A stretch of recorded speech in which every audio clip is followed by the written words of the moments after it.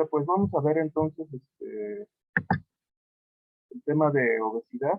La obesidad, en este caso, muchachos, eh, es el tema que se continúa al tema de páncreas y vemos el tema de obesidad porque es un factor de riesgo, ya se considera una enfermedad desde ya bastante tiempo y además se considera un factor de riesgo para una enfermedad endocrina llamada diabetes mellitus.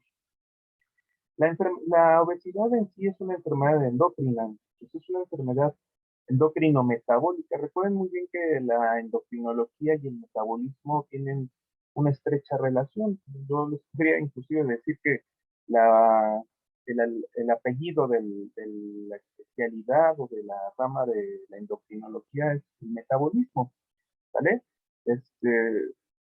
Se llevan mucho de la mano. Por supuesto que no toda la endocrinología es metabolismo, no todo el metabolismo es endocrinología. Entonces, esta enfermedad lo es el sobrepeso y la obesidad, es una enfermedad endocrino-metabólica, ¿vale? Se van a dar cuenta que es endocrina porque el tejido adiposo va a tener un papel muy importante, muy interesante con, para generar resistencia a la insulina, generar riesgo cardiovascular y a la postre también pues generar diabetes mellitus si el paciente no se cuida, ¿no? Entonces, bueno, vamos a ver entonces en este caso, vamos a ir por pasos, vamos a empezar con la definición de obesidad. Entonces, es una enfermedad, la obesidad es una enfermedad crónica que se le considera multifactorial. ¿Por qué? Porque pueden aquí intervenir en factores biológicos, como genéticos, o algunas endocrinopatías, como el hipotiroidismo, pueden también participar en esta enfermedad, pueden participar también eh, otras endocrinopatías como el síndrome de Cushing, y generalmente la obesidad que nosotros vemos en la gran mayoría de los pacientes se debe a desórdenes alimentarios, ¿vale? Entonces, falta de ejercicio, eh, consumo excesivo de alimentos y calorías, ¿vale? Y en general, la obesidad se caracteriza por una acumulación excesiva de grasa, ¿no? Entonces, es una enfermedad crónica, se considera una enfermedad en un estado inflamatorio también, si ustedes lo encuentran en alguna literatura, en algún libro, en algún artículo, la obesidad la consideran como un estado proinflamatorio crónico, no doloroso, ¿vale? Proinflamatorio, ¿por qué? Porque se producen sustancias proinflamatorias que van a, que van a propiciar en el paciente algunos cambios, algunos desórdenes inmunológicos, algunos desórdenes metabólicos, ¿vale? Entonces ahorita vamos a ver cómo es que el tejido adiposo produce una serie de sustancias proinflamatorias o que tienden a promover la inflamación. Y es importante entender que a diferencia de un estado inflamatorio agudo como un traumatismo, ¿no? Yo, por ejemplo, voy caminando por la calle, me caigo y me lesiono la rodilla, esa rodilla se inflama. Al momento de ocurrir el traumatismo, pues se liberan una serie de sustancias que van a favorecer esa inflamación, ¿no? Esa inflamación de esa extremidad o de esa parte que fue golpeada, ¿no? Entonces, se liberan sustancias una de ellas son las prostaglandinas, y en este caso, generalmente este tipo de estados inflamatorios, pues son dolorosos, ¿vale?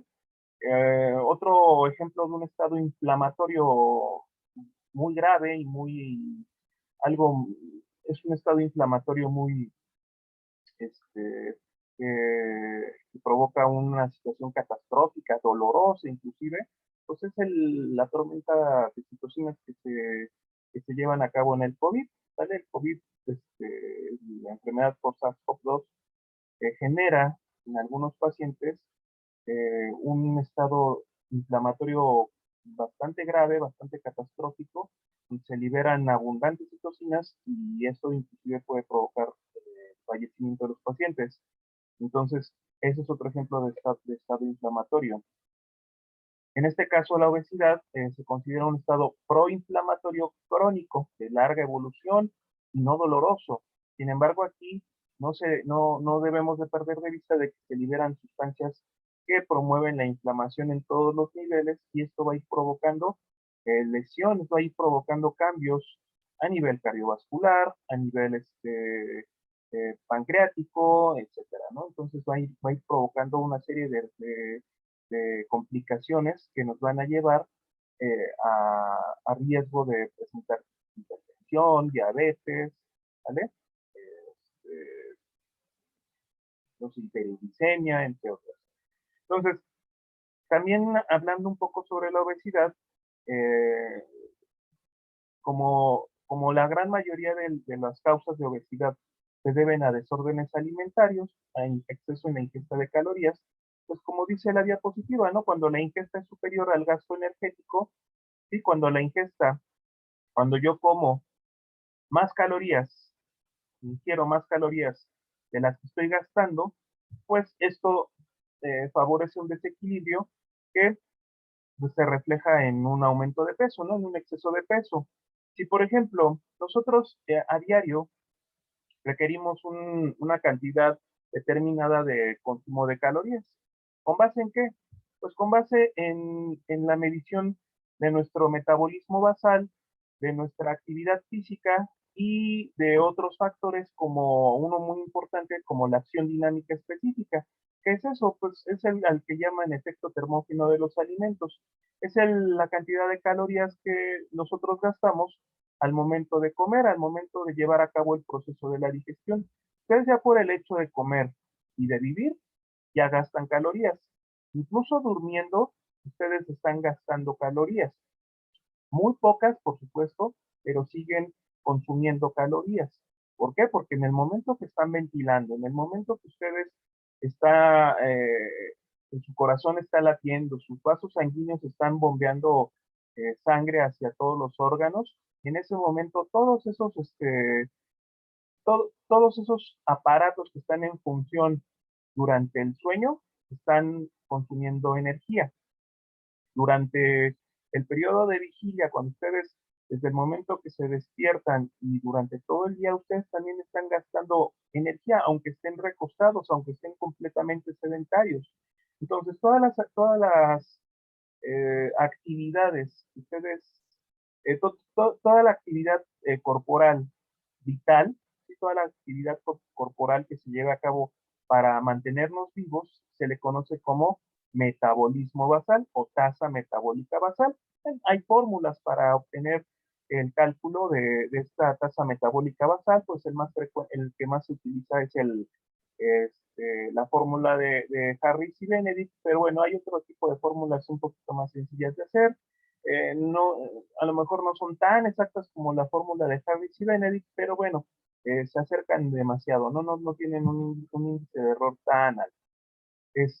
Y ya en un momento dado, perdón, ya cuando ustedes calculan su tasa metabólica basal, pues tienen que sumarle otros factores como esta acción dinámica específica, ¿no? Este efecto termógeno de los alimentos, que decíamos es la cantidad de energía que gastamos cada vez que comemos. ¿Por qué? Porque en el momento que ustedes mastican, en el momento que ustedes degluten, en el momento que ustedes digieren y absorben, hay un gasto energético. Esto, por supuesto, se detalla con mayor profundidad en el módulo de sistema digestivo, allá con sus profesores de digestivo, seguramente les han hablado de todo el proceso, ¿no? De la masticación, de la deglución, pues el hecho de masticar implica mover los músculos masticatorios y la deglución implica una serie de movimientos voluntarios e involuntarios por medio de músculos, y esos músculos gastan energía. En el momento que se contraen, gastan energía. Lo mismo al llevar a cabo la digestión, la producción de enzimas y la producción de otros coadyuvantes de la digestión generan en algunas ocasiones gasto energético, y para el proceso de absorción algunos nutrimentos requieren también utilizar energía para que puedan incorporar hacia el torrente sanguíneo esas sustancias, esas moléculas, como la glucosa, por ejemplo, que requiere de unos transportadores especiales. Si ustedes recordarán, cuando vimos insulina, vimos unos transportadores SGLTs. Bueno, esos SGLTs, el SGLT1, sirve para que se pueda absorber la glucosa a nivel del tubo digestivo, a nivel del epitelio intestinal, para que este GLUT pueda trabajar, este transportador pueda estar activo, necesita sodio y energía. Entonces, toda esa cantidad de energía que ustedes gastan en el proceso digestivo, pues se llama acción dinámica específica. Y la actividad física es algo ya particular de cada persona, ¿no? No es lo mismo la persona que es sedentaria a que está haciendo actividad, al que está, por ejemplo, trabajando en una obra, en una construcción, ¿no? A una persona que se dedica al deporte, que se dedica a nadar, que se dedica a hacer fútbol. No es lo mismo una persona que tiene que caminar para tomar el camión unas 4 o 5 cuadras. O sea, la actividad física ya dependerá de cada persona, ¿no? No es lo mismo la persona que vive en una planta baja, en una casa, a la que vive en un departamento de 3 pisos, de 5 pisos, ¿no? No es lo mismo, o sea, eso ya dependerá de forma individual de cada uno de ustedes, ¿no? De cada persona. Entonces, hay personas que hacen mayor o menor actividad física. Por supuesto que si nosotros hacemos mayor actividad física, el gasto calórico va a ser mayor. Y si hacemos menos actividad física, el gasto energético va a ser, por supuesto, menor. Y entonces aquí debemos nosotros tomar en cuenta que entre mayor gasto energético tengamos, pues mayor va a ser nuestro consumo de calorías para mantener un equilibrio. Si nuestro gasto energético es menor, porque yo no estoy haciendo ejercicio, porque estoy sedentario, porque estoy todo el tiempo viendo la tele, estoy sentado en mi sofá, o recostado en la cama, o jugando el videojuego, etcétera, pues por supuesto que mi gasto energético al día va a ser menor, aunque yo tenga tasa metabólica basal, aunque yo tenga este efecto termógeno de los alimentos cada vez que como. Mi actividad física va a ser la determinante para el gasto calórico total, y con base en ello voy a determinar la cantidad de alimentos que estoy consumiendo, ¿no? Entonces, si yo, por ejemplo, como un ser humano, a lo mejor una persona de la edad de ustedes, 20 años, que midan unos 70, que no se pesen 70 kilos, una persona promedio de su edad, pues a lo mejor requieren de consumirse ya con la suma de todo unas 2.000 calorías. Vamos a poner un ejemplo, ¿no? 2.200 calorías. A lo mejor en las mujeres se requerirán un poco menos de calorías, en los hombres un poco más, pero bueno, más o menos en promedio, en una persona de su edad, de un peso promedio, ¿no? Tanto en mujeres como en hombres, peso promedio, una talla promedio, pues se requiere a lo mejor gastar unas 1.800, 2.000 calorías, 2.200, vamos a ponerle como un máximo, ¿no? Vamos a oscilar entre 1.800 a 2.400, vamos a poner así, ¿no? Vamos a poner un promedio, 2.000 calorías. Entonces, imagínense que ustedes requieren consumir 2.000 calorías. Si ustedes, por ejemplo, en su ingesta total diaria consumen 2.000 calorías, pues por supuesto que va a existir un equilibrio entre lo que se gasta y lo que se consume, entre lo que se ingiere y lo que se consume o se gasta en un momento dado. Y entonces ese equilibrio va a permitir que ustedes se mantengan en buen estado físico, van a mantener una buena musculatura y van a mantener un buen peso, ¿vale? Entonces, el equilibrio el equilibrio que ustedes mantengan entre las calorías ingeridas y las consumidas va a hacer que se mantengan en un peso ideal, en un peso adecuado. Pero si ustedes, por ejemplo, ingieren, por supuesto que si al día ingieren, se me ocurre, si ustedes requieren 2.000 calorías, si ustedes ingieren al día 2.200, a lo mejor esas 200 calorías no van a influir tanto para que ustedes suban de peso, ¿vale? ¿Por qué? Porque al siguiente día ustedes pueden compensar. Si en un momento dado, al siguiente día, un día anterior consumieron 200 calorías extras, pues a lo mejor al siguiente día, porque el día va a ser completamente diferente, a lo mejor ustedes no hicieron nada un día, pero al siguiente día tienen que salir a la calle, tienen que caminar, pues a lo mejor ese día van a consumir más calorías o a lo mejor en una de estas comen menos. Entonces, si al siguiente día consumen ahora 1.800 calorías y requieren 2.000, pues ahí se está compensando lo del día anterior y entonces al final de cuentas existe un equilibrio durante toda la semana del consumo y la ingesta, ¿vale? Entonces, yo por el hecho de que en un día no consuma 2.000, 200, 300 calorías, pues no va a ser tanto la influencia, tanto en lo positivo como en lo negativo, ¿no? Si yo en un momento dado ingiero menos calorías de las que requiero, pues a lo mejor si son pocas calorías no influyen mucho, ¿no? Por supuesto que si ya dejo de ingerir 500, 600 calorías de las que requiero, entonces eso sí puede ya generar un cambio importante. Y por esa razón ocurre también en el caso de la obesidad un exceso de peso cuando yo me excedo, cuando yo me sobrepaso en la ingesta calórica, pero hablamos de ingestas que rebasan las 500 calorías, las 600 calorías, las 1.000 calorías. Y por ejemplo, una persona promedio, ¿no? De 20 años, este, requiere 2.000 calorías, pero consume 4.000, entonces ahí sí estamos hablando de otra situación completamente diferente, no estamos hablando del doble del consumo calórico diario, ¿sale? Entonces, ya a partir de 500, 600 calorías, pues ya estamos hablando de un consumo excesivo, ¿sale? Entonces, si ustedes consumen 3.500, 4.000 calorías cuando ustedes apenas requieren 2.000, pues por supuesto esto se va a reflejar en cuestión de peso, en cuestión de consumo de grasa. Ahora, actualmente no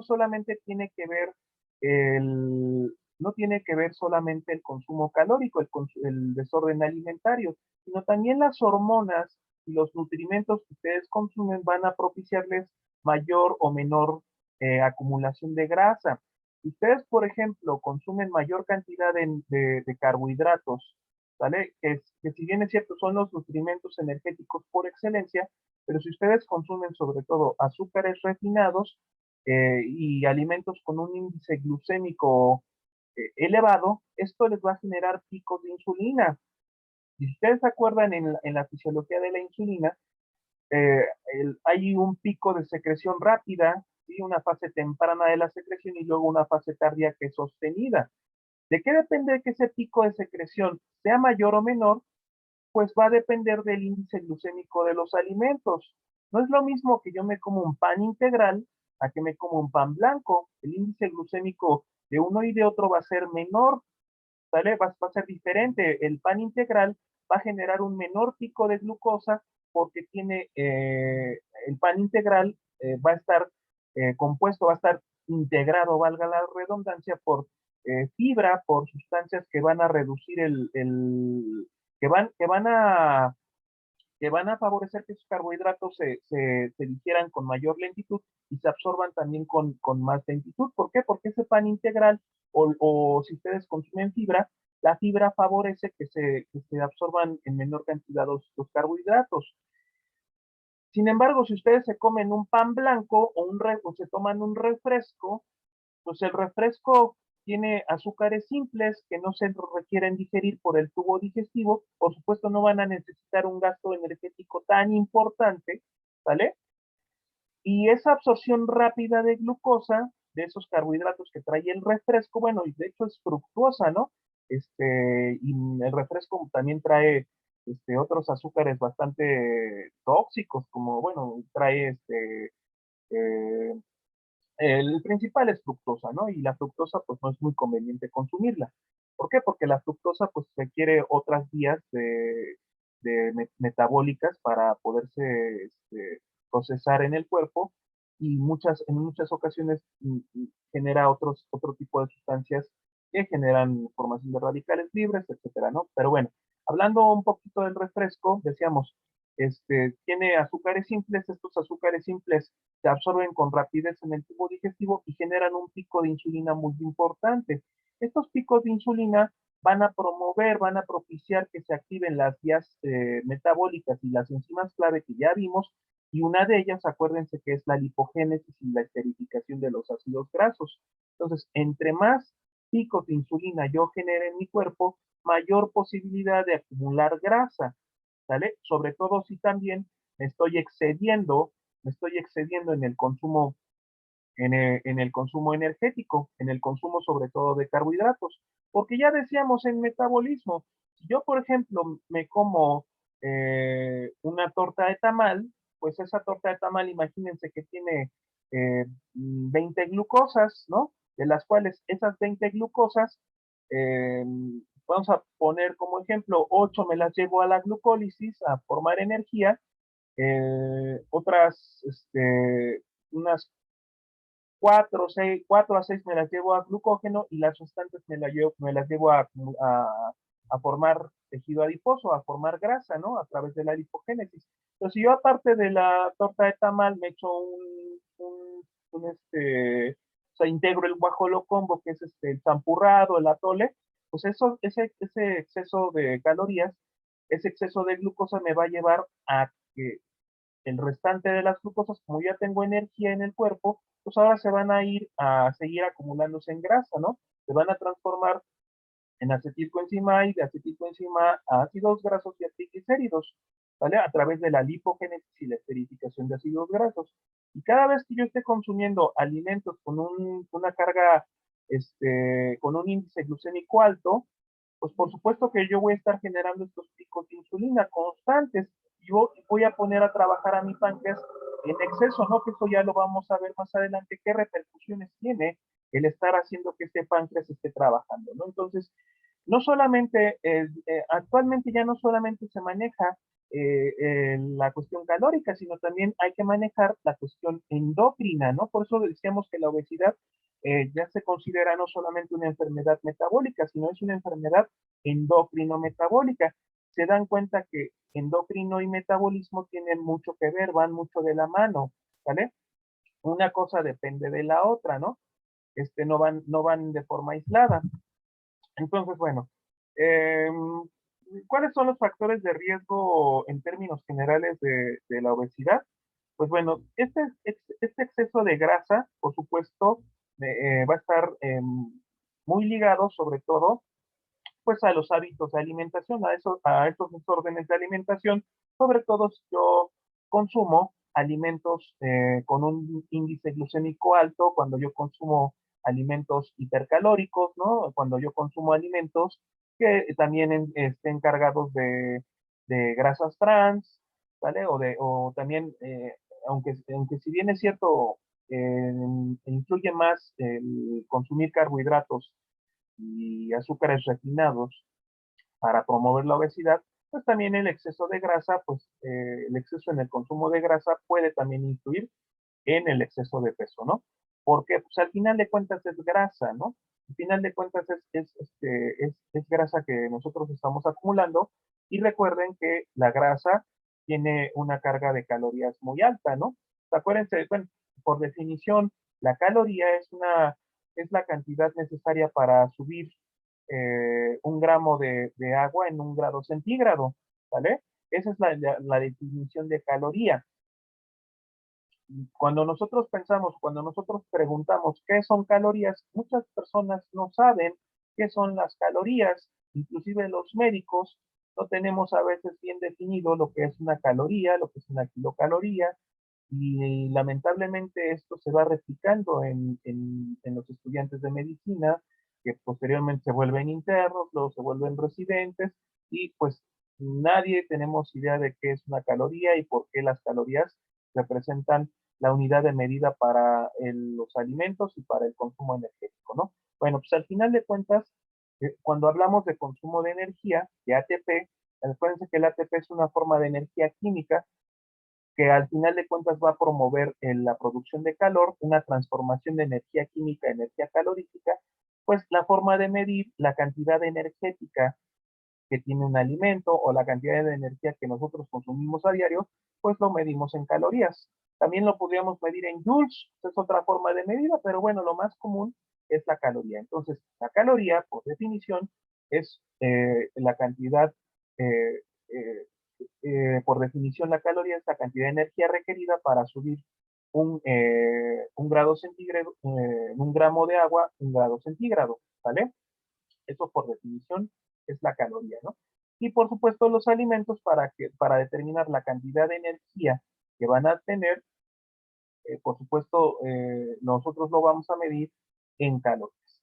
Bueno, pues el exceso de calorías, por supuesto que me va a llevar a obesidad, esto no lo podemos olvidar. Entonces, los hábitos de alimentación, sobre todo alimentos con exceso de calorías, con exceso de grasa, con exceso de alimentos con un índice glucémico alto, por ejemplo, pues el consumo de los refrescos, de las papitas sabritas, ¿no? Las papitas fritas, las hamburguesas, el pollito frito rebozado, ¿no? O empanizado. Bueno, todo eso me va a llevar a exceso de peso, ¿no? Exceso de grasa, pues, sí, por supuesto, y exceso de peso. Por supuesto, si yo además le agrego la falta de ejercicio, pues el sedentarismo me lleva a un problema de obesidad. Otro importante, muchachos, que tiene que ver con cuestiones sociales, pues los factores económicos.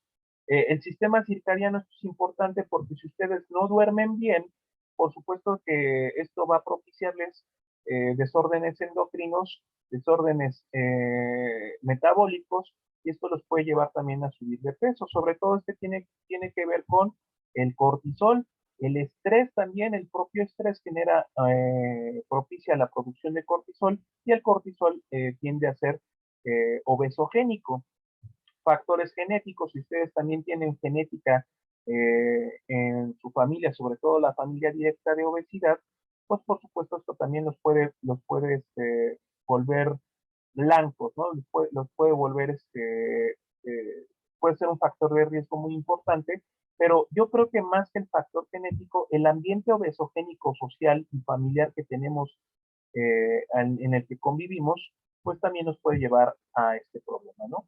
Muchas veces los papás no tienen ese factor genético de obesidad, pero generalmente vemos al papá, a la mamá que tienen sobrepeso u obesidad y por lo general el hijo o los hijos pues tienden a tener este problema, ¿no? Un ambiente obesogénico. Más que ser por factores genéticos, tiene mucho que ver con el ambiente familiar, con el entorno social que se está generando en esa persona.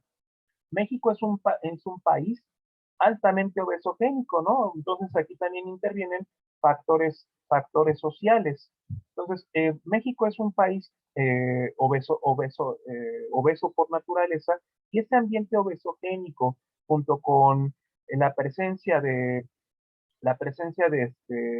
junto con la globalización, junto con este capitalismo que ha propiciado que las empresas transnacionales, ¿no? Vengan a México y nos traigan sus alimentos chatarra, sobre todo del país del norte, pues por supuesto eso ha generado un ambiente obesógeno por excelencia, ¿no? El que hayan venido empresas como la Coca-Cola, como la KFC, como el Burger King, como el McDonald's, pues todo eso ha generado un ambiente obesogénico en todo el país, ¿no? Entonces, por supuesto, los factores sociales intervienen mucho, ¿no? Factores económicos, pues bueno, aquí también si habláramos de las empresas transnacionales, pues aquí tienen mucho que ver intereses económicos, ¿no? Y lamentablemente la cantidad, el presupuesto que se destina a prevenir o a formar programas de prevención contra la obesidad es muy poco comparado a lo que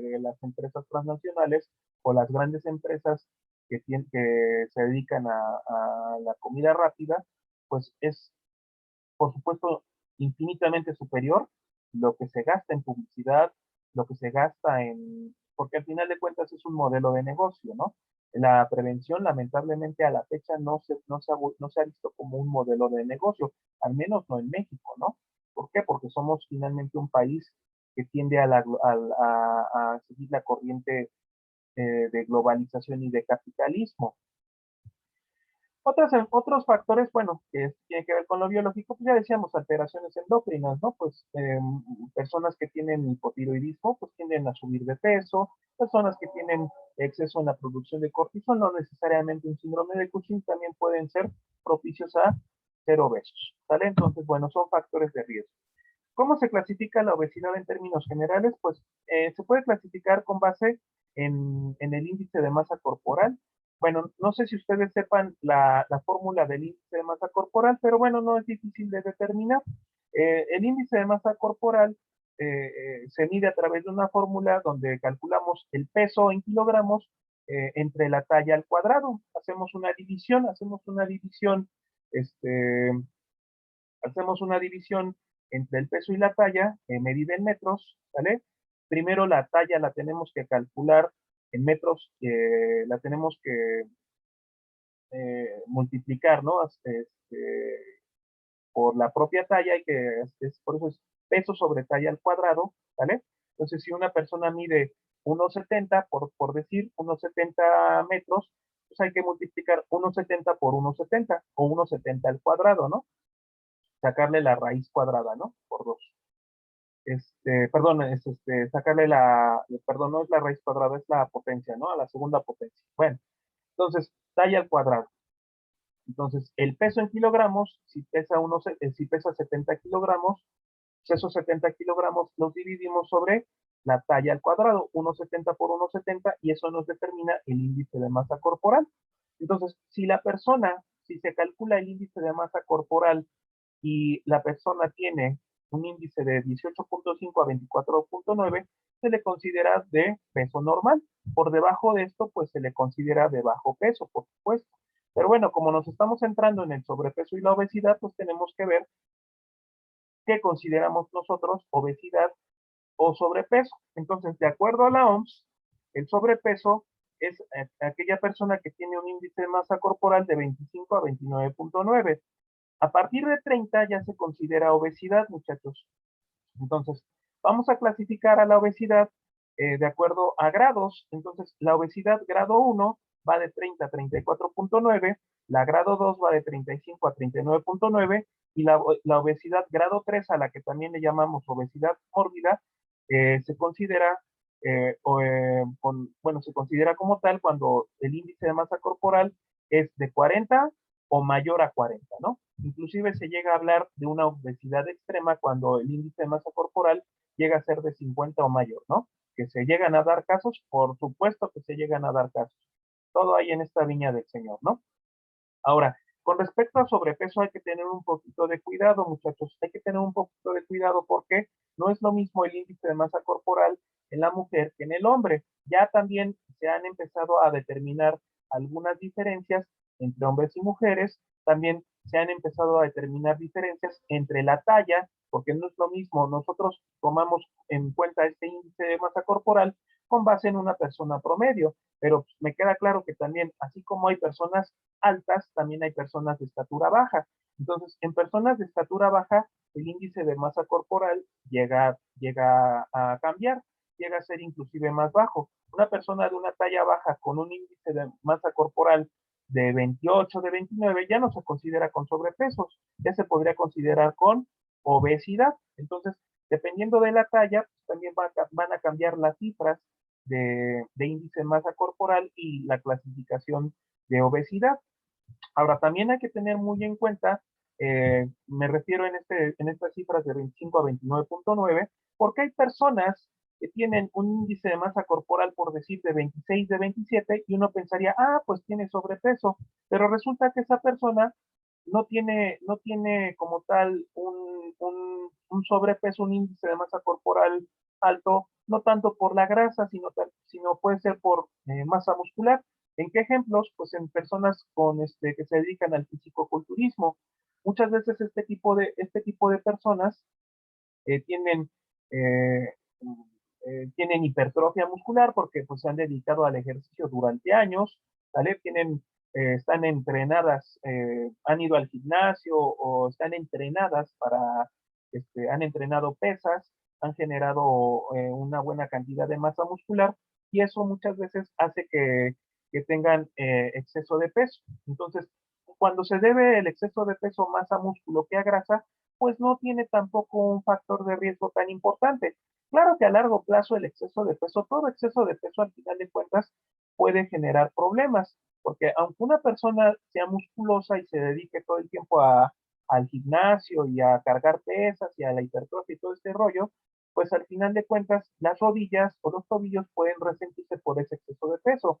Pero desde el punto de vista metabólico, el exceso de peso por masa muscular va a ser mucho más benéfico a tener exceso de peso por grasa.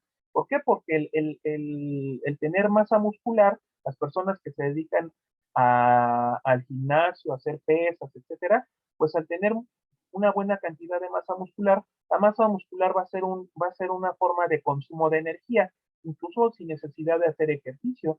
Una persona que es musculosa, una persona que tiene un buen tono muscular, una buena cantidad de músculo en tu organismo, gasta más energía, ¿sale? Gasta al día más energía que una persona que tiene poco músculo y tiene mucha grasa. Entonces, el cuerpo también se vuelve altamente sensible a la insulina cuando tenemos más músculo que grasa. Si tenemos más grasa que músculo, por supuesto que vamos a tener menor sensibilidad a la insulina que aquella persona que, por ejemplo, se dedica al gimnasio, ¿no? Entonces, hay que tener muy en cuenta que si yo tengo exceso de peso, pero por músculo, pues metabólicamente no va a ser tan problemático esto a como si yo tengo en un momento dado exceso de grasa. Ahora, también la obesidad se clasifica por distribución en grasa corporal. Entonces, si yo tengo una distribución de grasa, sobre todo ubicado en la cadera, ¿no? En la zona baja del abdomen, pues se le considera, o la que nosotros vemos aquí como en forma de pera, pues se le considera obesidad ginecoide, ¿no? Y la obesidad, esta generalmente es la obesidad que encontramos en las mujeres, sobre todo ya en etapa posmenopáusica. ¿Sale? ¿Por qué? Porque en el caso de las mujeres, el desbalance entre los estrógenos y las hormonas de esa edad, pues van a propiciar los estrógenos, lipogénesis y sobre todo acumulación de grasa en estas zonas, ¿no?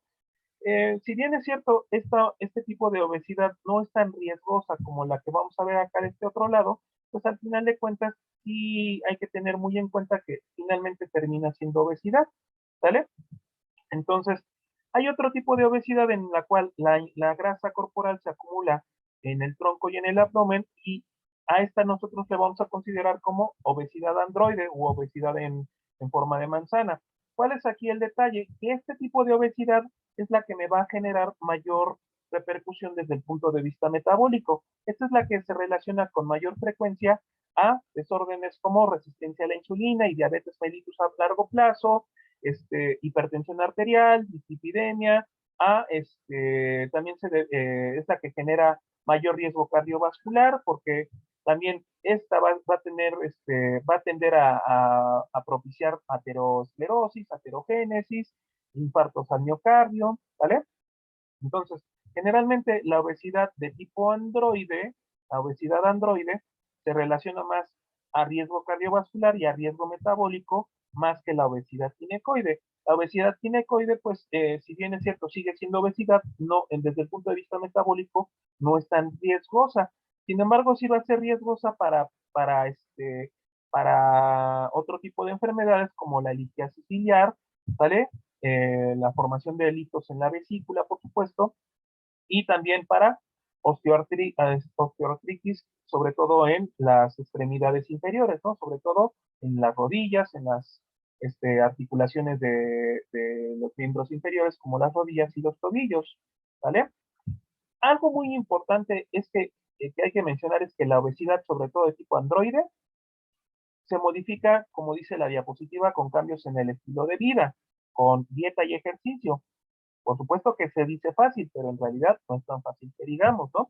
Ahora, hay que tomar en cuenta mucho también, doctores, que no es lo mismo, por supuesto que si tengo un paciente con obesidad abdominal, pues no es lo mismo también la grasa que voy a tener en subcutánea a la grasa que voy a tener escondida y que no veo, y esa es la más peligrosa, esa es la que llamamos como grasa visceral.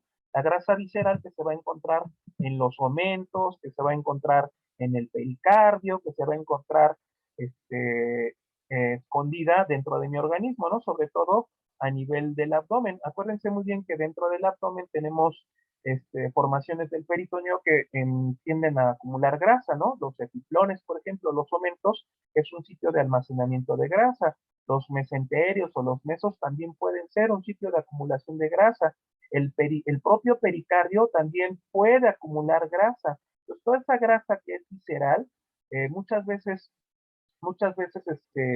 y es la grasa que no vemos, es la que también genera mayor riesgo cardiovascular y mayor riesgo metabólico. Una persona que es obesa, que tiene obesidad abdominal, muchas veces pensamos que el hecho de estar gordos, por que tener un abdomen prominente, ¿no? Un tronco prominente por grasa, pues muchas veces pensamos, pues esta persona tiene riesgo cardiovascular elevado. Bueno, tiene si tiene acumulación de grasa a nivel subcutáneo, pues tal vez no sea tan peligroso, pero muchas veces esa obesidad androide, esta obesidad en forma de manzana, no se debe tanto a la grasa subcutánea, sino más bien a la grasa interna que tiene la persona, la grasa visceral, y esa es la de mucho mayor riesgo cardiovascular. Ahora, tomen muy en cuenta, antes de que pasemos a la siguiente diapositiva, lo que voy a decir. Hay personas que son obesas y flacas. Chis, ¿cómo está eso? ¿Cómo está eso, doctor? ¿Cómo está?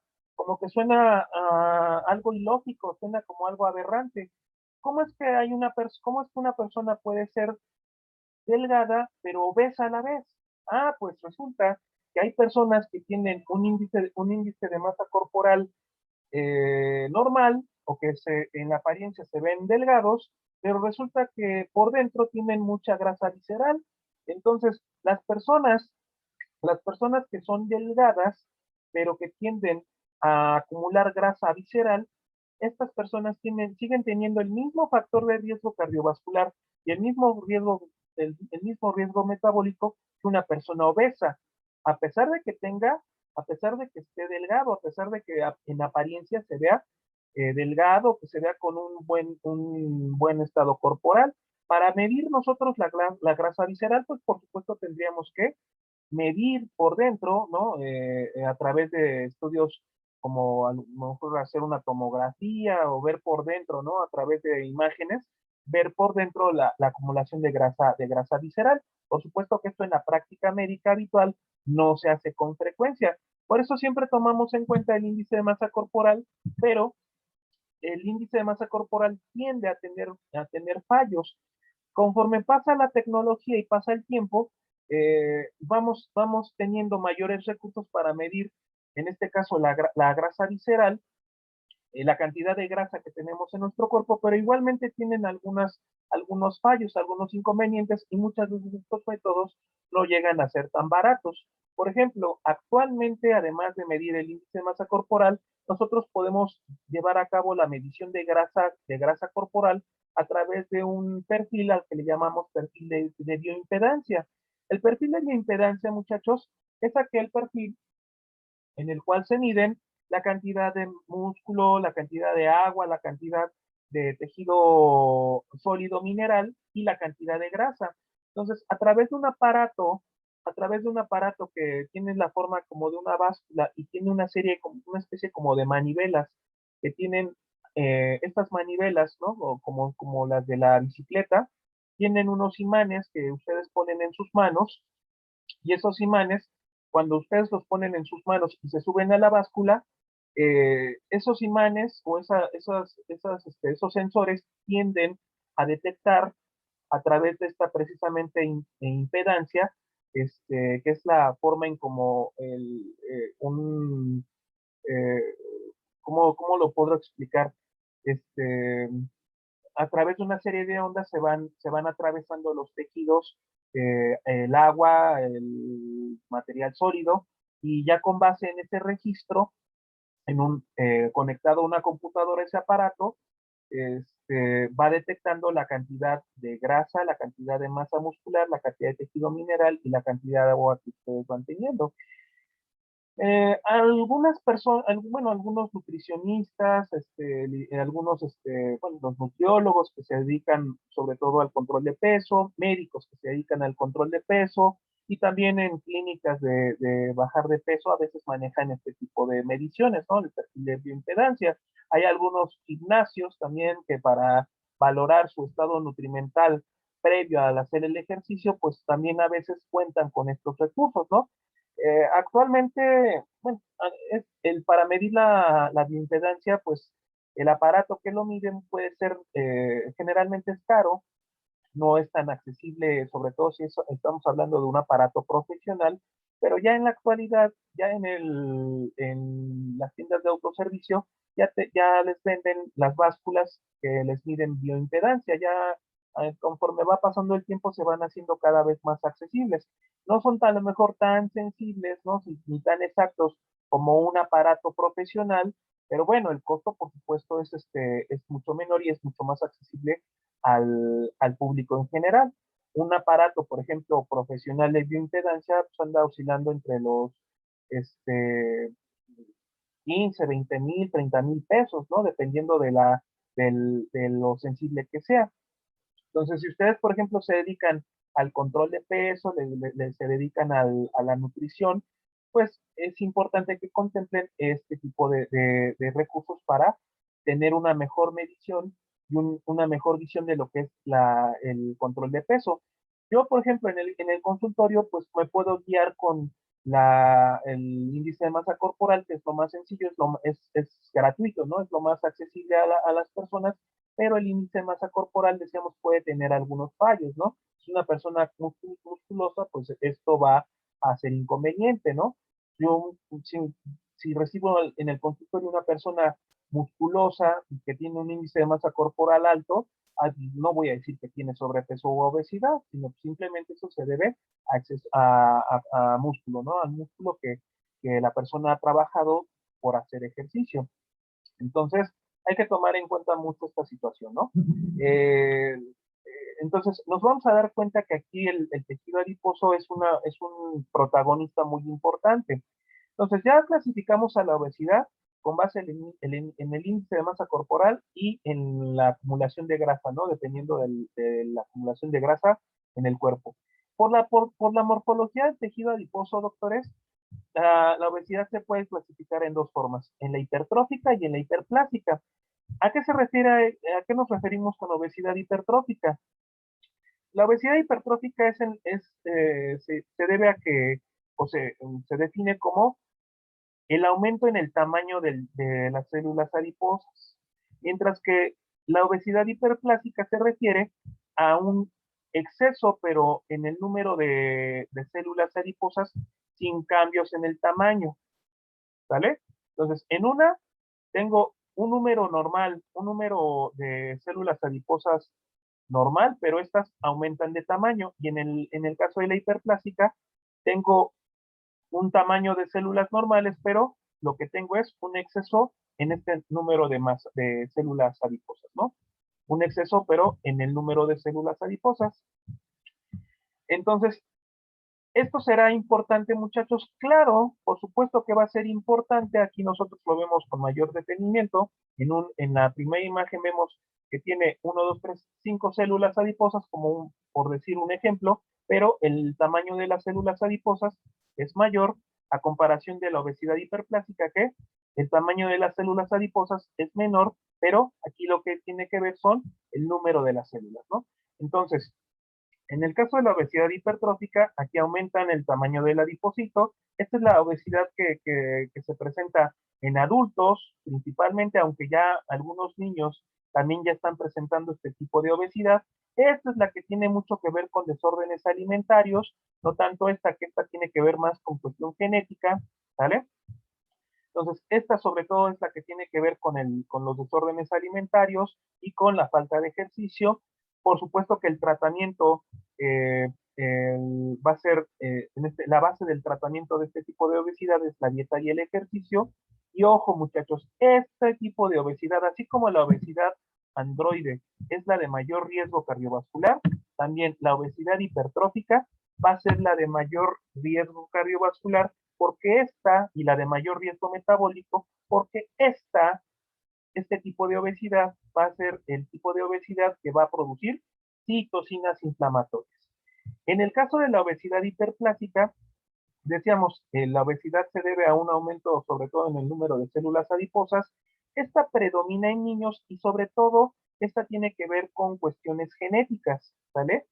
Si, por ejemplo, el papá, la mamá han sido obesos, el niño tiene mayor riesgo a ser obeso. Pero el tipo de obesidad que puede presentar este niño muchas veces es de este tipo, de esta naturaleza, obesidad de tipo hiperplásica. Este tipo de obesidad hiperplásica, precisamente por el número de células adiposas, generalmente es más difícil de tratar con dieta y ejercicio, es resistente al tratamiento, en ocasiones llega inclusive a requerir tratamiento quirúrgico. Generalmente este tipo de obesidad se ve cuando se ve en adultos, pues generalmente es la obesidad que nosotros conocíamos al niño, ¿no? De que siempre fue gordito y ahora de adulto sigue siendo obeso, ¿no? Es al que siempre ponían de portero en las cascaritas, ¿no? Entonces, así por decirlo de una forma coloquial, ¿no? Entonces, es el que siempre fue gordito de niño y ya cuando es adulto, pues sigue siendo gordito, pero si nosotros queremos bajar de peso a esta persona, va a ser más complicado a que si bajamos de peso a esta otra persona, ¿no? Que se debe su obesidad a desórdenes alimentarios. Entonces, generalmente este requiere tratamiento quirúrgico para su tratamiento, pero ojo, este tipo de obesidad va a tener un menor riesgo cardiovascular porque este tipo de obesidad no va a generar tanto producción de citocinas. Ahora, un obeso, una persona con obesidad hiperplástica, ¿se puede transformar en hipertrófico? Sí, doctores, sí se puede transformar. Es decir, si de niño, si de niño fue gordito, hiperplásico y de adulto sigue siendo obeso, pero además agregamos desórdenes de alimentación, falta de ejercicio, esta célula adiposa, además de que hay exceso de células, esta puede crecer y volverse hipertrófica. Y entonces el riesgo cardiovascular sería el mismo al que tenga esta persona, ¿vale? Por supuesto que esto va a volver aún más difícil el tratamiento en este tipo de personas que en estos. Entonces, bien importante, muchachos, bien importante entender este punto porque este va a ser la diferencia entre uno y otra obesidad.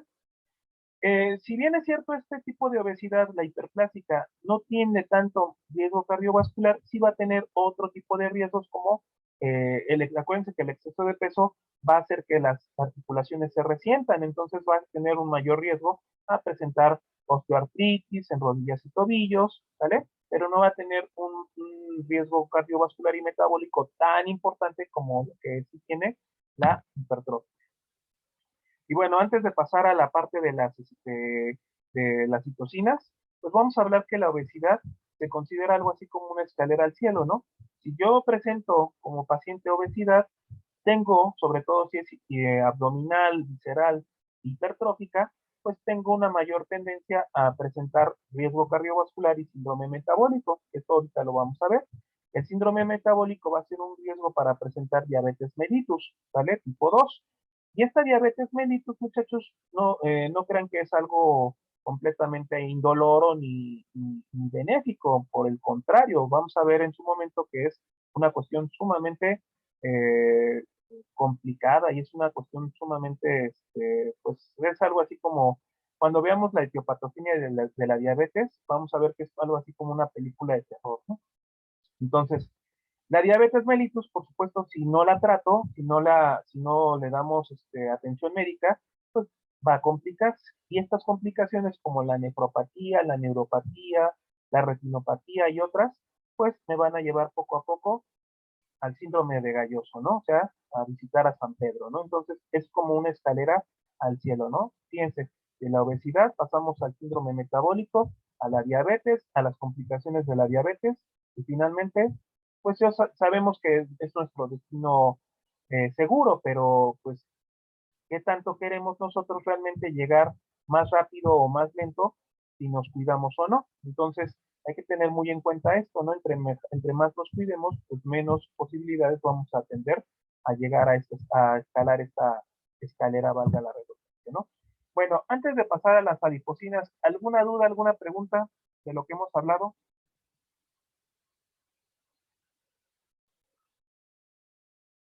No, doctor, todo bien.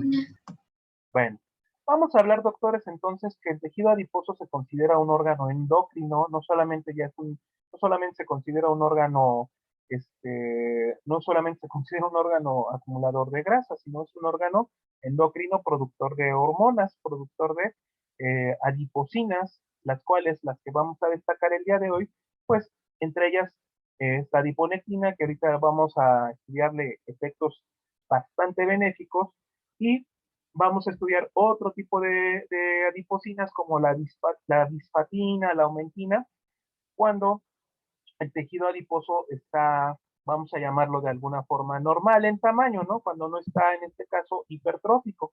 Pues cuando tenemos un tejido adiposo, vamos a llamarlo entre comillas normal, ¿vale? Que no esté ni aumentado en tamaño ni aumentado en células, pues generalmente la adipocina que se va a estar produciendo es la adiponectina. Sin embargo, cuando el tejido adiposo aumenta de tamaño, cuando se vuelve obesidad hipertrófica, pues vamos a tender a producir una serie de sustancias como el factor de necrosis tumoral alfa, la interleucina 6, la resistina, la leptina, que bueno, la leptina es una hormona del tejido adiposo que promueve la saciedad, pero cuando el tejido adiposo aumenta en tamaño, estos niveles de leptina empiezan a aumentar y esto lo hace, todas estas sustancias que estamos mencionando se producen porque el tejido adiposo se resiste a seguir acumulando más grasa. Vamos a poner como ejemplo el globo, ¿sí? Vamos a poner como un ejemplo analógico un globo que está inflado, un globo que está inflado normal, un globo que está superinflado, ¿no? Inflado en exceso de agua, de aire, de lo que me diga, ¿no? Entonces, un globo que está inflado, que no está tan inflado ni de aire ni de agua, pues se siente suave, se siente, ustedes lo aprietan, se siente suave, se siente sensible. En cambio, un globo a punto de reventar con exceso de aire o exceso de agua, pues se va a sentir duro en su superficie, no va a ser tan fácil de comprimir, ¿no? Se va a sentir resistente. Y pues lo mismo le ocurre al tejido adiposo. Imagínense que el tejido adiposo es como un globo superinflado. Entonces se vuelve resistente, ¿vale? Está tan acumulado de grasa el tejido adiposo como un globo inflado que se va a sentir resistente, pero además se va a resistir a meter más y más y más y más y más grasa. ¿Sí? Vamos a poner como otro ejemplo, imagínense los cajones de su armario o de su closet que estén llenos de ropa y cuando ustedes quieren seguir metiendo más y más y más ropa, pues entre más ropa le metan, más resistencia van a encontrar a meter esa cantidad de ropa o de zapatos o lo que ustedes me digan. ¿Vale? ¿Por qué? Porque su closet ya está súper lleno. Pues al tejido adiposo le ocurre lo mismo, doctores. El tejido adiposo, entre más lleno esté, entre más acumulado de grasa, se va a resistir a acumular más y más grasa. Entonces, ¿de qué manera se resiste a incorporar mayor cantidad de grasa? Pues a través de estas sustancias. Estas sustancias, la resistina, la interleucina, el factor de necrosis tumoral alfa, la propia leptina, ¿no? El PAI, que es el inhibidor de la activación del plasminógeno tipo 1, pues también van a generar, van a hacer al tejido adiposo resistente a la insulina y resistente a la acumulación de tejido adiposo. Lo hacen resistente a la insulina, ¿por qué? Porque mi tejido adiposo al estar tan lleno, si yo le sigo metiendo y metiendo y metiendo energía y carbohidratos y calorías, por supuesto estos se van a terminar convirtiendo en grasa, ¿no? Si yo sigo comiendo el guajolocombo, los chilaquiles abundantes, las papitas, las sabritas, ¿no? El Burger King, la pizza, etcétera, etcétera, etcétera. Yo sigo acumulando, acumulando, mi tejido adiposo ya está demasiado lleno de grasa, ya no quiero llenarlo más, más, más, más de grasa, ¿no? Entonces, la forma en cómo se resiste a la insulina, porque acuérdense que la insulina mete grasa a través de la esterificación, de la lipogénesis y la esterificación de ácidos grasos. La forma en cómo se resiste a la insulina para seguir metiendo y metiendo grasa es a través de producir estas sustancias, ¿vale? Resistina, interleucina 6, factor de necrosis tumoral alfa y leptina. Entonces, el tejido adiposo de alguna manera se está defendiendo contra el exceso de calorías, ¿vale? Entonces, una persona que tiene un tejido adiposo normal, vamos a llamarlo de alguna forma, va a tender a aumentar sus índices de adiponectina y la adiponectina va a tener un efecto benéfico. Esta, por el contrario, esta va a favorecer, esta va a promover una mayor sensibilidad a la insulina, no solamente a nivel adiposo, sino también a nivel muscular. Mientras que si yo tengo obesidad, sobre todo si es obesidad androide, hipertrófica, visceral, sobre todo, los niveles de adiponectina van a disminuir y van a empezar a aumentar los niveles de estas citocinas que van a ser proinflamatorias. Ahora, estas citocinas, si bien es cierto, se liberan como un mecanismo de defensa del tejido adiposo para resistirse a la insulina, para que ya no se acumule más y más grasa, ¿vale? Lipogénesis, esterificación de ácidos grasos, pues estas finalmente van a tender también a generar inflamación en otros niveles, van a generar desórdenes metabólicos en otros niveles, que ahorita vamos a ver más adelante.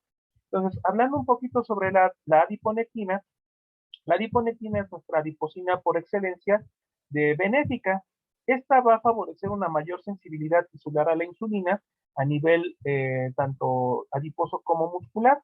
Va a favorecer la translocación del GLUT4, es decir, la movilización del GLUT4 a la membrana celular. Es decir, va a trabajar mucho a la par con la insulina, ¿vale? Va a trabajar mucho a la par con la hormona insulina.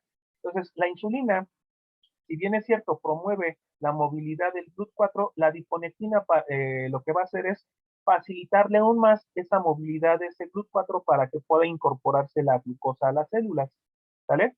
Va a favorecer también la oxidación de ácidos grasos y va a disminuir la producción hepática de glucosa.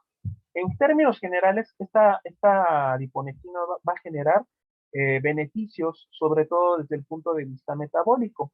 ¿En qué momento o de qué forma nosotros podemos producir más adiponectina? Pues ya decíamos, cuando mantenemos un buen peso, cuando nosotros hacemos ejercicio, cuando tenemos buenos hábitos de alimentación, vamos a propiciar una mayor producción de adiponectina, ¿vale? Y por supuesto que si yo tengo menos grasa muscular y más músculo, pues mi organismo en términos generales va a ser mucho más sensible. ¿Por qué? Porque el músculo va a necesitar, va a ocupar la energía que se incorpore en las células, pues el músculo la va a utilizar para formar energía, ¿vale? Entonces el cuerpo se va a hacer mayor sensible y el cuerpo va a optimizar más el consumo de energía, ¿no? A que si yo tengo grasa, ¿no? Si yo tengo exceso de grasa, pues ya decíamos que es lo que pasa, ¿no? Yo ya lo que no quiero es acumular más y más grasa. Entonces, la adiponectina, esto en un esquema, se muestra ya de una forma mucho más profunda. La adiponectina va a tender a mejorar la sensibilidad a la insulina, sobre todo a nivel de hígado y músculo, ¿vale? Va a disminuir la producción hepática de glucosa, va a propiciar la beta oxidación y en el caso del músculo va a promover en este caso que el GLUT4 se movilice para aumentar la captación de glucosa y no solamente la captación de glucosa, sino también la grasa que utilice el músculo por actividad de la adiponectina, pues la va a utilizar para formar su propia energía.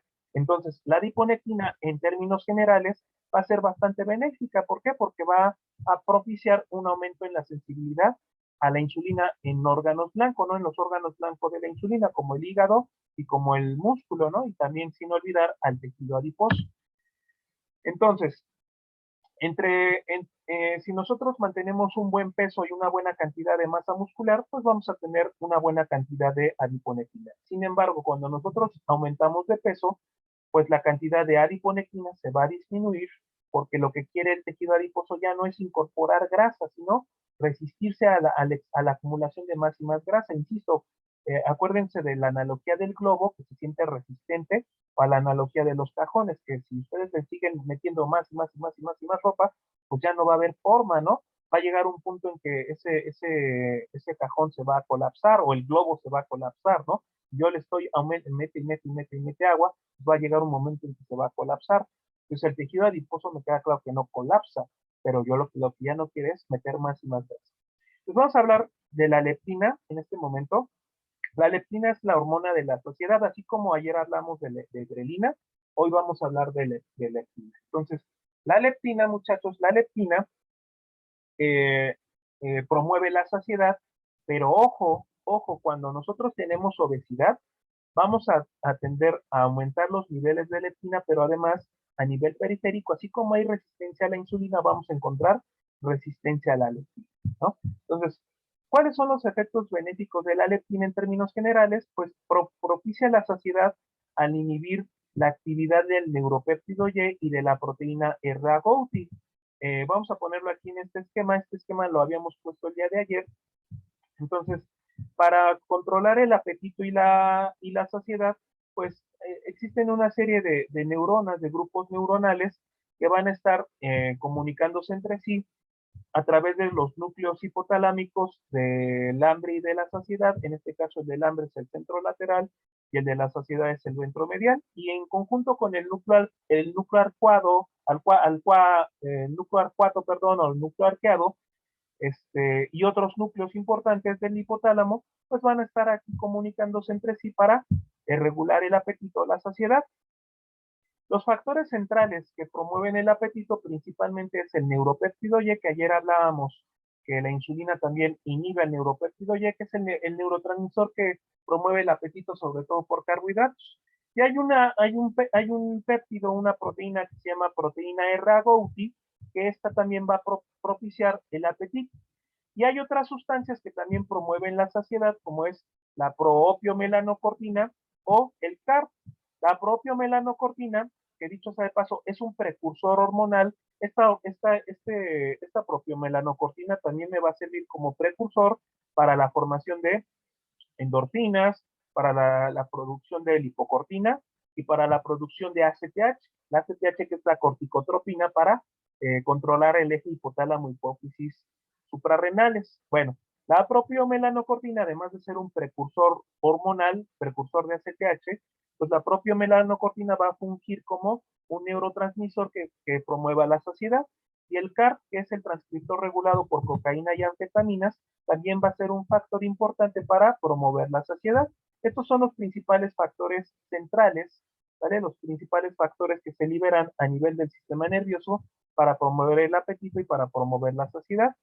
Y van a existir factores periféricos que promuevan ya sea la actividad del neuropéptido Y de la proteína RAGouti o factores que promuevan la actividad de estas otras neuronas, ¿vale? Que promuevan la saciedad, que también lo pueden hacer favoreciendo la actividad de estas neuronas o inhibiendo estas otras. Por ejemplo, la insulina decíamos que promueve la actividad de este grupo de neuronas, pero también inhibe al neuropéptido Y.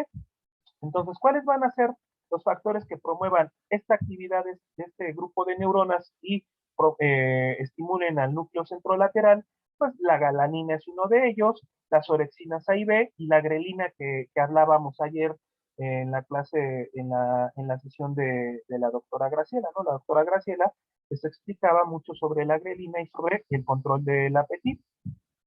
¿Cuáles van a ser los factores que promueven la saciedad? Pues la leptina es uno de ellos, la insulina que hablábamos ayer, el polipéptido pancreático, la colecistocinina, pancreocinina y el GLP-1. Acuérdense que el GLP-1 es nuestra incretina, ¿no? Nuestra incretina que amplifica la señal de insulina. Entonces, ayer hablábamos que el GLP-1, este, si mal no recuerdo, creo que lo comentamos ayer o en alguna de las sesiones previas, que el GLP-1, muchachos, se está utilizando mucho para el control de peso.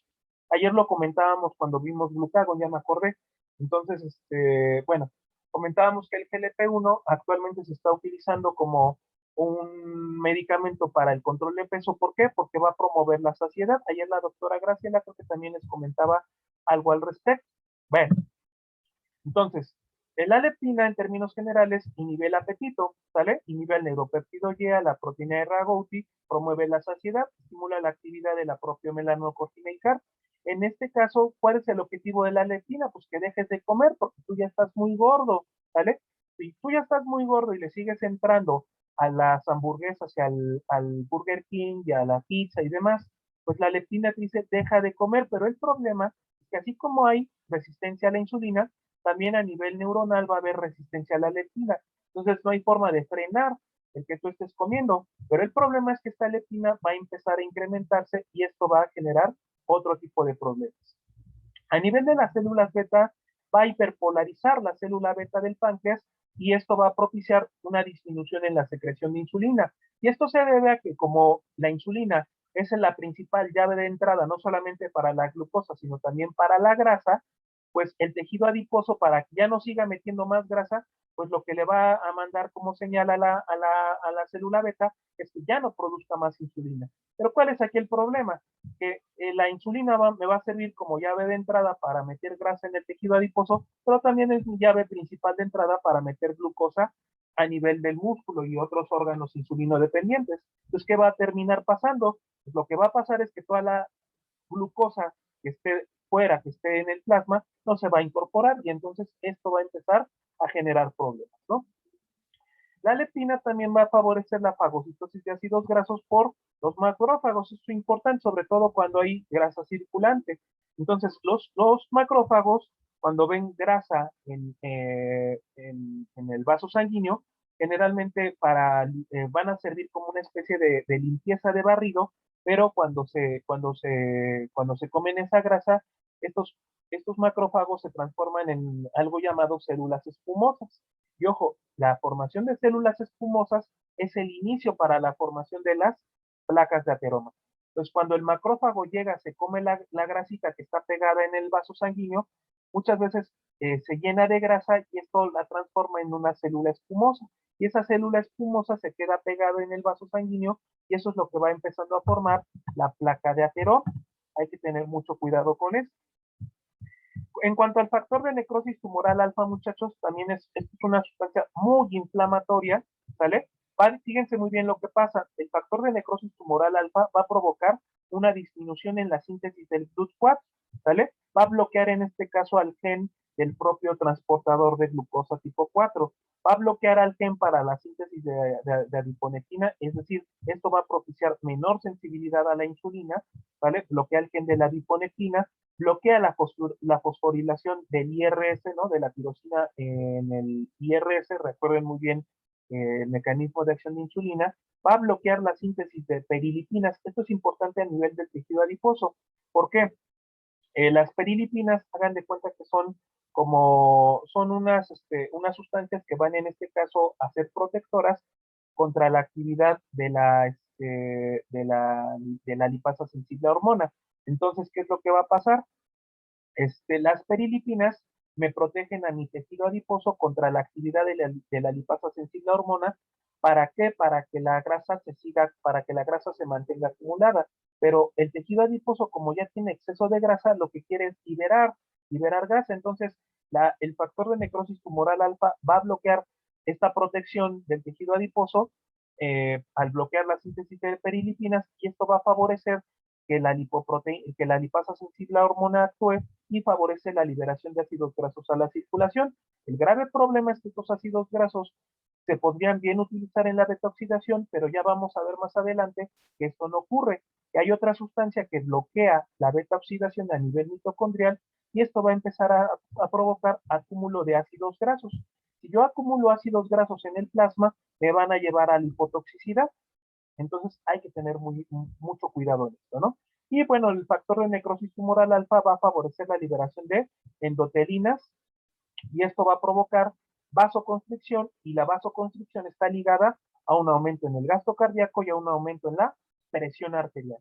Entonces, fíjense muy bien, muchachos, qué es lo que está pasando con todo esto. No solamente es tener obesidad y ya, sino ya el hecho de que tengamos obesidad y estemos secretando estas sustancias, le van a estar empezando a propiciar, muchachos, le van a empezar a propiciar ¿qué? Le van a empezar a propiciar de que mi glucosa ya no se empiece a incorporar a las células, hiperglucemia. Vamos a empezar a generar resistencia a la insulina a nivel por receptor, porque sustancias como el factor de necrosis tumoral alfa van a bloquear, en este caso, la fosforilación en tirosina. Van a propiciar, muchachos, que en lugar de que se fosforile en tirosina, se fosforile en serina. Y decíamos, si se fosforila en un aminoácido equivocado, ya no se lleva a cabo el mecanismo de acción de la insulina. Entonces van poco a poco a propiciar resistencia a la insulina. Va a propiciar hiperglucemia porque se va a bloquear el transportador GLUT4, esa síntesis del GLUT4, y vamos a ver más adelante que además se va a bloquear la movilidad del GLUT4, ¿vale? Entonces ya voy a dejar de producir suficientes transportadores de glucosa para meter glucosa a las células. Pero además, ¿qué va a pasar? Voy a empezar a acumular grasa a nivel vascular y esto me puede propiciar la formación de placas de ateroma, me va a empezar a propiciar un desbalance en el perfil de lípidos, dislipidemias y además la vasoconstricción genera un mayor gasto cardíaco y un mayor aumento en la presión arterial. Esto, por supuesto, me va a llevar a la larga a hipertensión arterial. Entonces, veamos que nada más no solamente es obesidad, sino también es otro tipo de cosas, ¿no? La interleucina 6, muchachos, disminuye, fíjense, si el factor de necrosis tumoral disminuye el gen del GLUT4, los pocos GLUT4 que yo tenga en las células con la interleucina 6, pues lo que voy a hacer es disminuir la sensibilidad y la movilidad del GLUT4. Es decir, por una parte no los produzco y por otro lado, los que ya tengo previamente hechos, ya no los voy a expresar a la membrana. ¿Sale? Entonces, esto es un menudo problema porque entonces la glucosa que tenga en el plasma ya no va a ingresar. Bloquea también a la lipoproteína lipasa y esto va a acumular aún más los ácidos grasos en la circulación, mayor dislipidemia. Y fíjense aquí, muchachos, bloquea la L-carnitin transferasa, muchachos. Es súper importante porque si bien yo estoy liberando ácidos grasos, bien los podría utilizar en el hígado a través de la beta-oxidación, pero si yo bloqueo las enzimas que incorporan a los ácidos grasos al interior de las mitocondrias, pues en este caso ya no voy a poder metabolizar esos ácidos grasos en la beta-oxidación. Se me van a acumular y estos ácidos grasos van a propiciar dislipidemia, pero además lipotoxicidad, ¿no? Entonces ya no van a entrar a la beta-oxidación. También la interleucina 6 va a favorecer el almacenamiento de grasa en otros sitios donde no se debe de almacenar. Como el tejido adiposo ya está súper resistente, ya no quiere aceptar más y más y más y más y más grasa, pues la grasa al seguirse acumulando al no poder ingresar a las células adiposas, busca otros sitios donde acumularse, como cuáles, como el hígado, el músculo, las mismas células beta, pero ojo, el exceso de ácidos grasos y de grasa, pues generalmente va a provocar en estos órganos lipotoxicidad.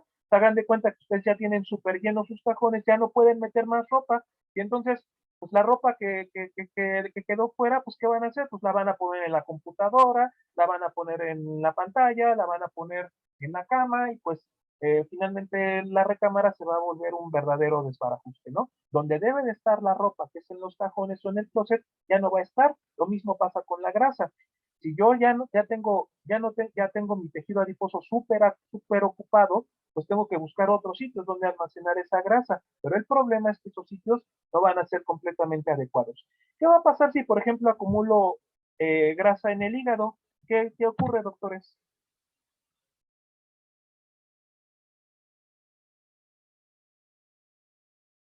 Se genera el hígado graso. Exactamente, ¿verdad? Pues no por nada se llama hígado graso, ¿verdad?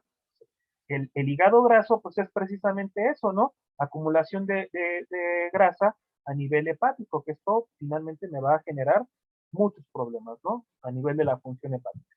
Y bueno, ya hablando finalmente de la resistina, pues la resistina va a bloquear, se llama resistina porque genera resistencia a la insulina, ¿no? Entonces, bloquea la fosforilación de tirosina tanto en el sustrato de receptor de insulina como en el resto de las moléculas que participan en la señalización, ¿no? O sea, ustedes Se acordarán que vimos la PI3K, la PDK, la PKB, ¿no? Que es un factor de transcripción. Entonces, en lugar de fosforilarse en tirosina, se van a fosforilar en serina y esto, por supuesto, va a interrumpir la cascada de señalización. Entonces, el hecho de tener tejido adiposo en exceso, hipertrófico, ¿vale? Hipertrófico y sobre todo grasa visceral, va a ser un tejido adiposo que disminuya la producción de adiponectina y se aumente en la producción de citocinas proinflamatorias. Entonces, estas citocinas proinflamatorias, factor de necrosis tumoral alfa, interleucina 6, resistina y leptina, van a ir propiciando, aparte, junto con la obesidad, a que se genere hiperglucemia, resistencia a la insulina, ¿vale? El GLUT4 ya no se va a movilizar y ya no va a incorporar glucosa, va a haber resistencia a la insulina a nivel por receptor porque se va a fosforilar en sitios equivocados, va a generar lipidemia porque el tejido adiposo, al estar excesivamente lleno de grasa, pues la grasa necesita buscar otros lugares en donde acumularse y entre ellos, aparte de los tejidos como el hígado y el músculo y las células beta, pues va a estar circulando en el plasma. Entonces, vamos a encontrar exceso en colesterol, exceso en triglicéridos, sobre todo si los triglicéridos van ligados a exceso en el consumo de carbohidratos, y también estas sustancias proinflamatorias van a empezar a propiciar cambios a nivel vascular, van a ser propicios a generar placas de ateroma, van a generar vasoconstricción y esto va a ir poco a poco aumentando la resistencia vascular periférica, el gasto cardíaco y la presión arterial. Entonces vemos que el tener obesidad, sobre todo visceral, abdominal, visceral, hipertrófica, va a generar todo este tipo de problemas. ¿Qué es esto, doctores? Están viendo en pantalla. ¿Qué es eso? El síndrome metabólico. Esto que están viendo aquí, esta imagen en pantalla, ¿qué representa? Es que no sé si está bien los cuatro jinetes de no sé qué. Los cuatro jinetes, ¿sí estás Del viendo? apocalipsis. Claro, son los cuatro jinetes del apocalipsis, ¿no? Entonces tenemos nuestro primer jinete, que es la obesidad, la hiperglucemia, la dislipidemia y la hipertensión arterial. Y todos estos puntos que sobre todo son propiciados por esto, la obesidad, que van a generar síndrome metabólico. ¿Vale? Y bueno, por supuesto que el tener obesidad no solamente genera riesgos a nivel metabólico, sino generan otros riesgos, sobre todo pueden ser factores de riesgo para hígado graso, ya decíamos, litiasis vesicular, para algunos tipos de cáncer, para apnea del sueño, bueno, riesgo cardiovascular ni se diga, para acumulación de ácido úrico y formación de tofos o de gota, ¿no? Para lesiones a nivel de rodillas, de tobillos, ¿no? Osteoartritis, para insuficiencia venosa, entre otros. ¿Cómo ven, muchachos? Una historia de terror, ¿verdad? Sí, la verdad, sí.